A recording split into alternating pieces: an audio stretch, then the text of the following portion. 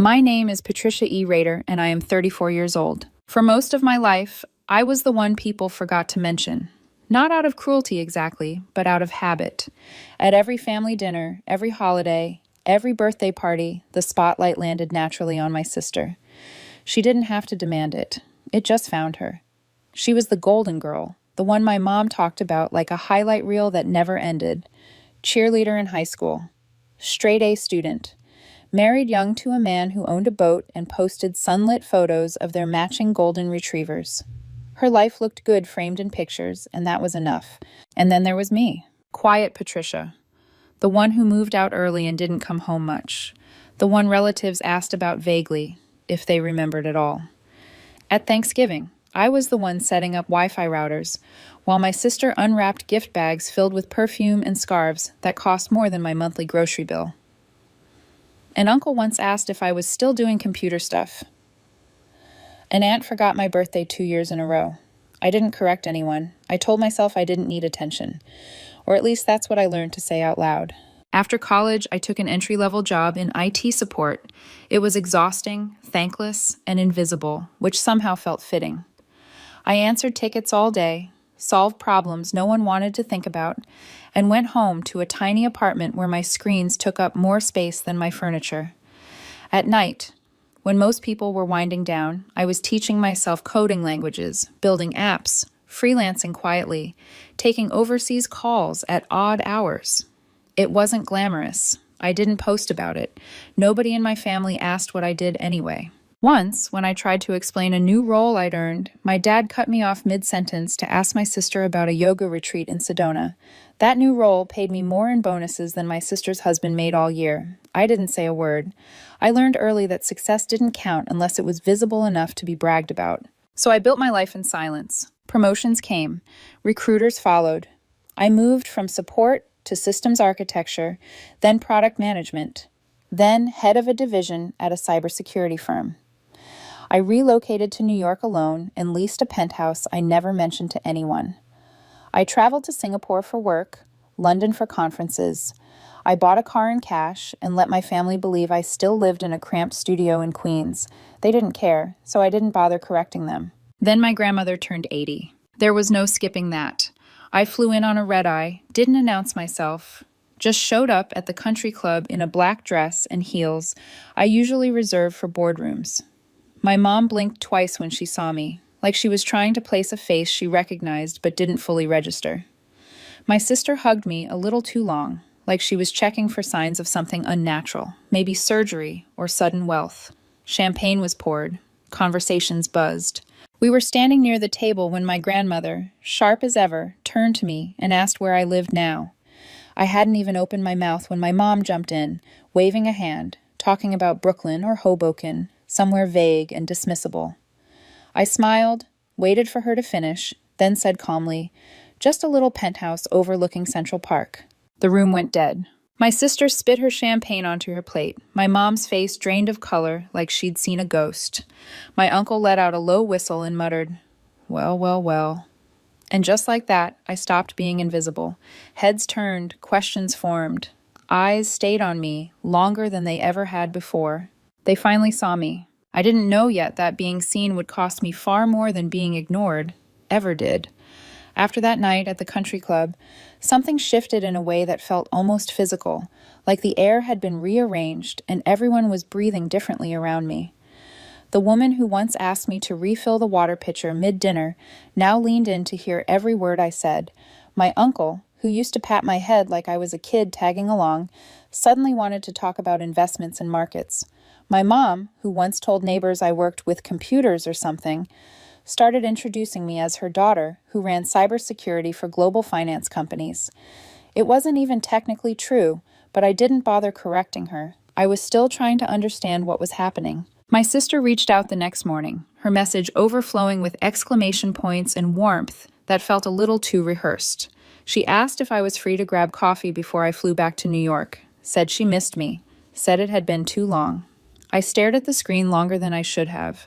The last time we'd spoken properly, she'd told me she didn't have time to deal with my emotional distance when I skipped her gender reveal party, the one I hadn't even been invited to.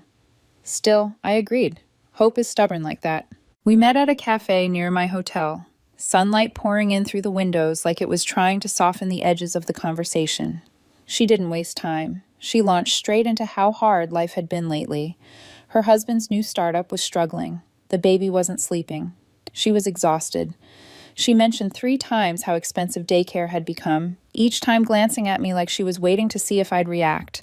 I nodded, listened, sipped my coffee. Then she tilted her head and said, almost casually, "You're lucky you don't have to worry about money anymore." It wasn't a question. It was a statement, one that settled between us and stayed there. From that moment on, everything snowballed. Suddenly, everyone had a reason to call. My sister needed help covering the cost of a new SUV, something about safety features and financing delays.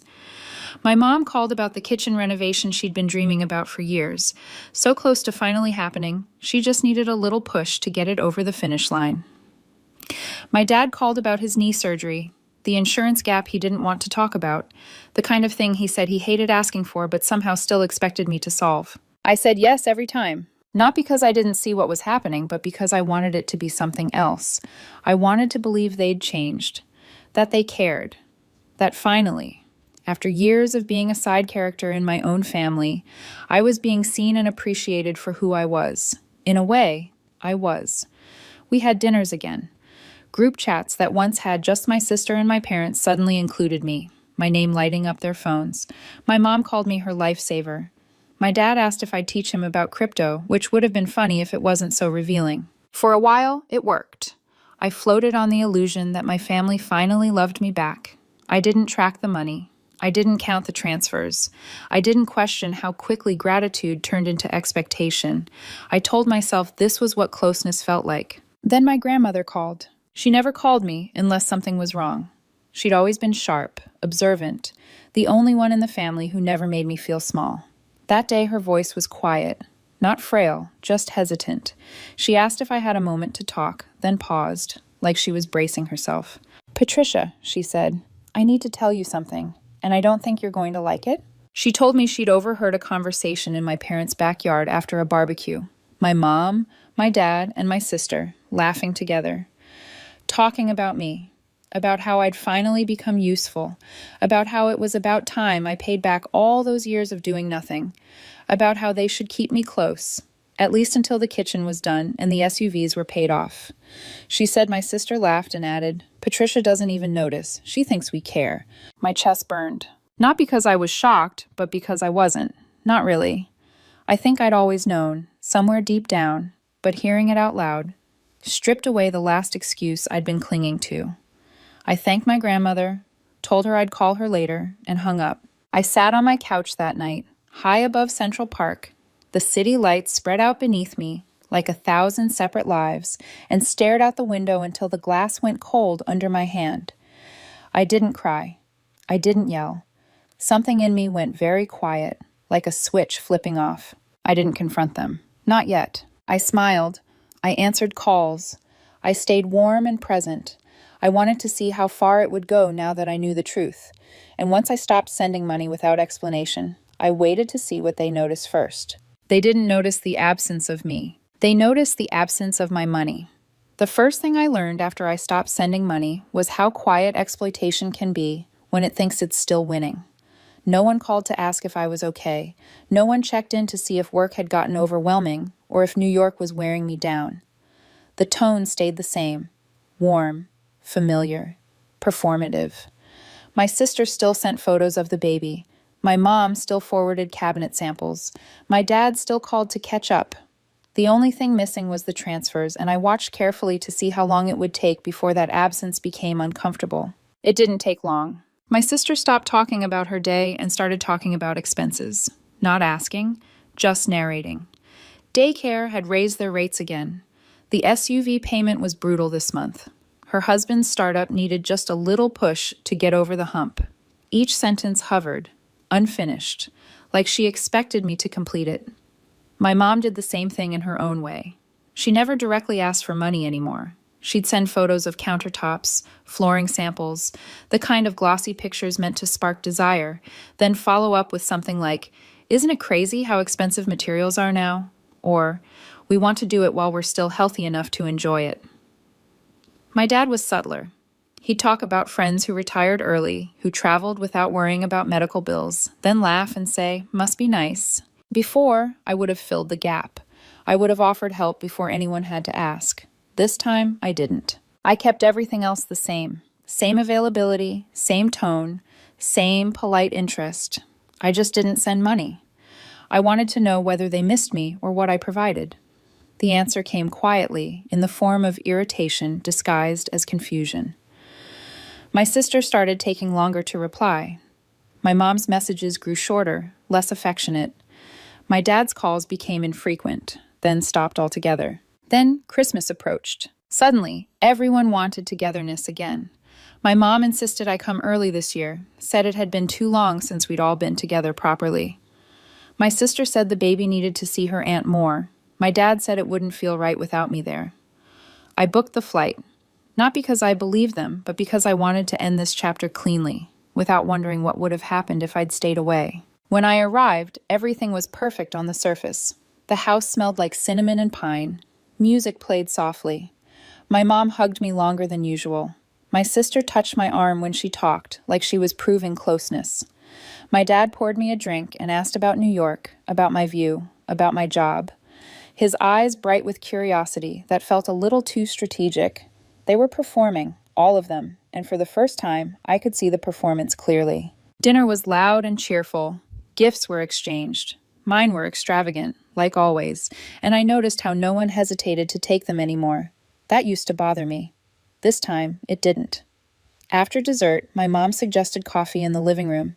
Everyone migrated there, settling into familiar spots. My sister kicked her feet up. My dad loosened his collar. It felt like the end of a long play, the moment when actors relax because the audience is still applauding. That's when I spoke. I asked my sister if she remembered the barbecue a few months back, the one at my parents' place. I asked if she remembered standing in the backyard with Mom and Dad after everyone else went inside. She froze. Not dramatically, just enough.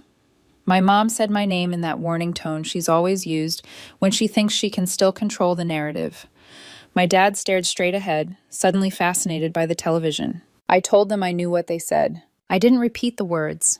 I didn't need to. Their faces told me everything. My mom started talking immediately, explaining, backtracking, saying things about jokes being taken out of context, about stress, about families saying things they don't mean. I let her talk until the room felt smaller, heavier. Then I told them I understood exactly what our relationship had been. That I wasn't angry anymore, just finished. I said I didn't want to be the solution to their problems or the funding source for their plans.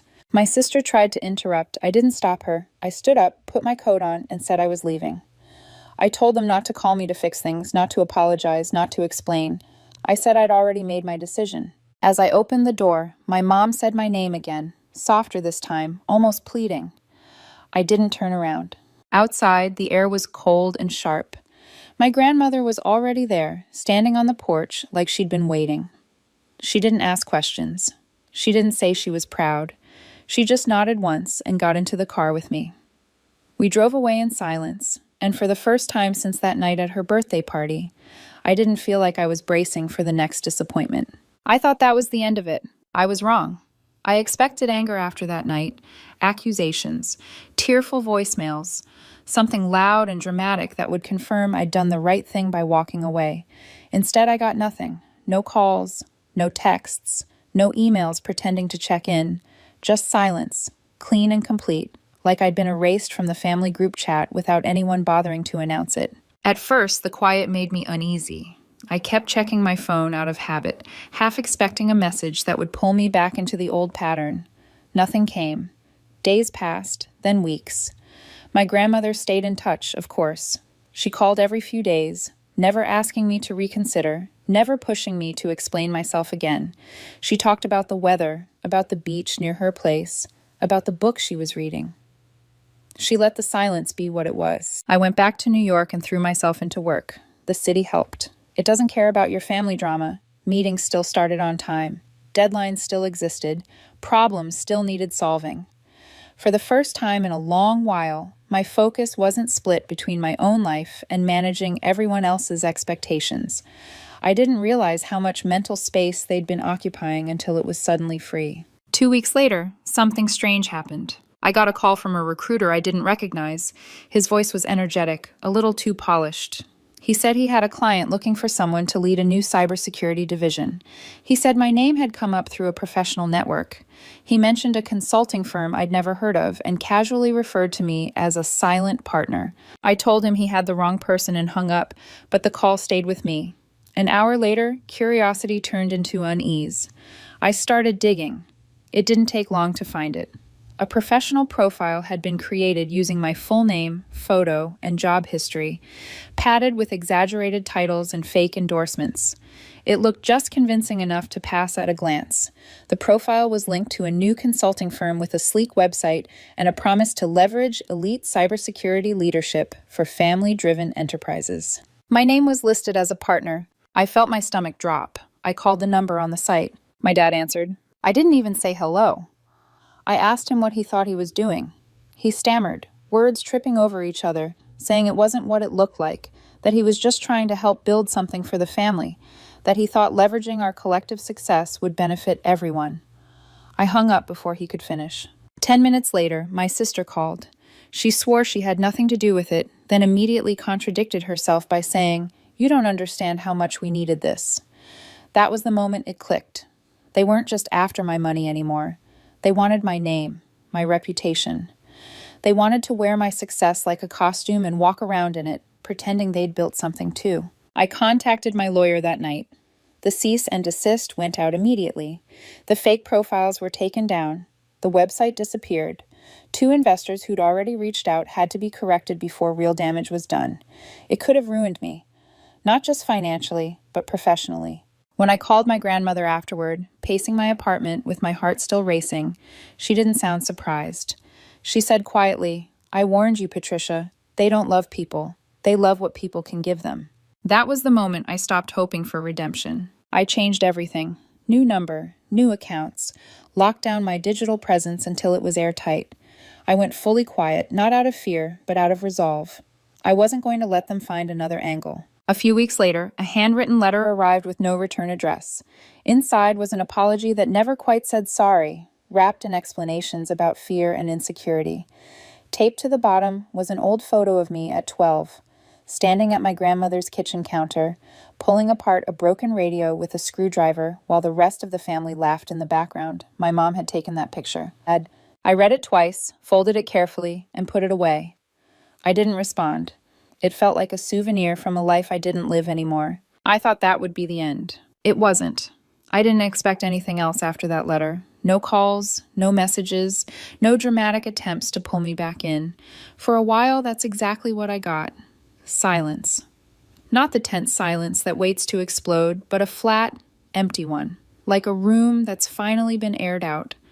I figured they were licking their wounds, telling their version of the story to whoever would listen, and moving on.